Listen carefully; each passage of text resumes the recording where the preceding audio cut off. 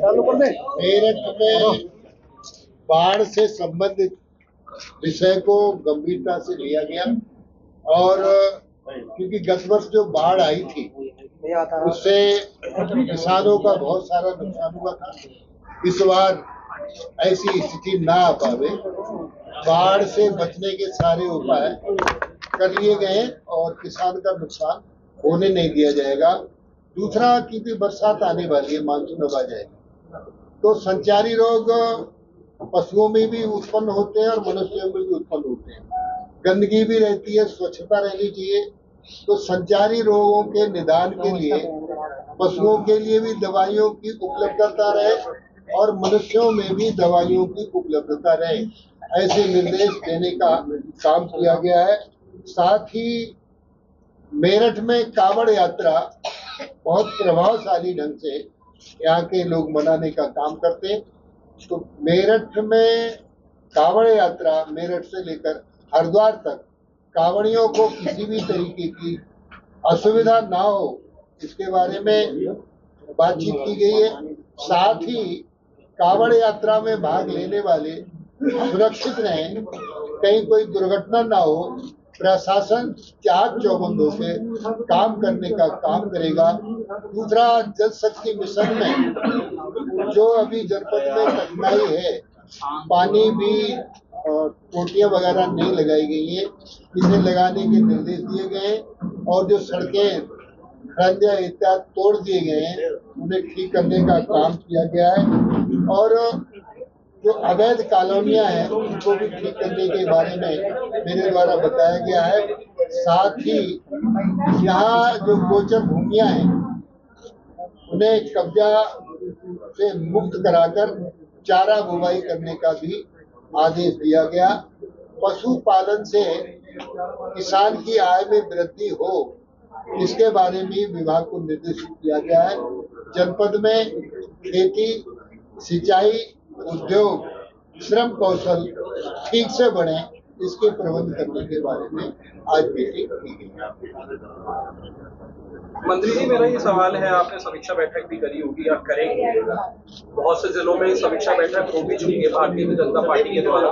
जो चुनाव हुए लोकसभा के, उसमें जो सीटें कम आई है उसको लेकर मंथन हो रहा है, चिंतन हो रहा है। मेरठ की अगर बात करें तो मेरठ में 6 बार मुख्यमंत्री का दौरा लगा, प्रधानमंत्री यहाँ से होते हुए, लेकिन फिर भी 10,500 वोटों से जीती, वो भी तब जब राम का किरदार निभाने वाले को कैंडिडेट बनाया और राम में पूरा देश हो रखा था भारतीय जनता पार्टी के द्वारा। क्या चिंतन, क्या मंथन, क्या बैठकों में होगा? देखिए, राजनीति में उतार चढ़ाव आते रहते, जनादेश का हम लोग सम्मान करते हैं और उनके स्तर से इसकी समीक्षा भी हो रही है।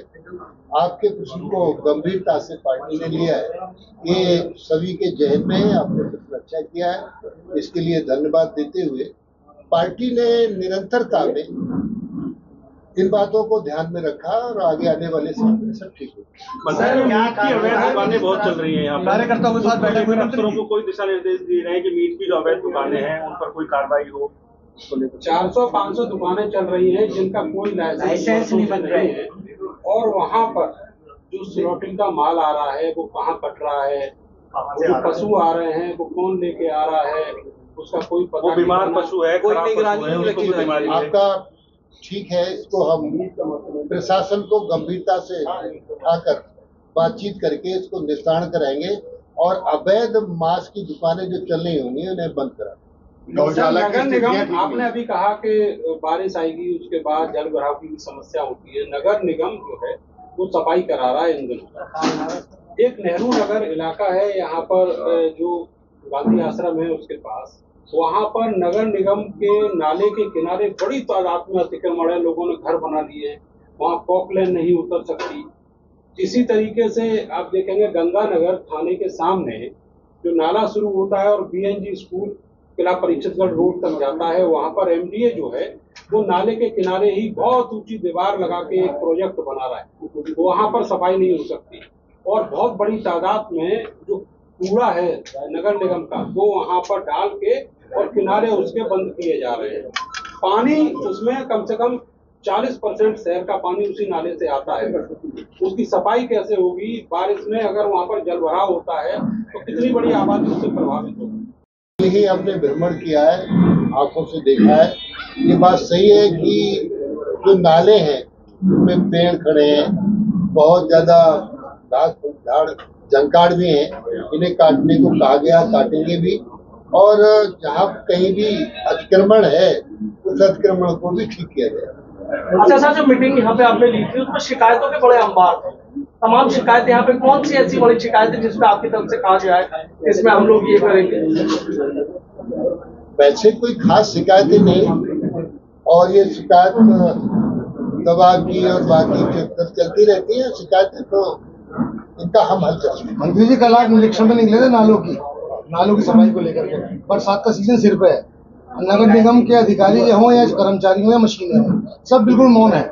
क्या पूरे शहर को दोबारा बाढ़ में डालने की व्यवस्था बनाई गई है क्या? देखो, बाढ़ के प्रबंध भी किए और कल हमने स्वयं ही देखा है, सारी मशीनें काम करेंगी। और 30 जून तक हमारा नंबर आप पे है, 30 जून तक मेरठ नगर के सभी नाले नालियां साफ सुथरे आपको दिखाई देंगे, बॉटम से लेकर टॉप तक।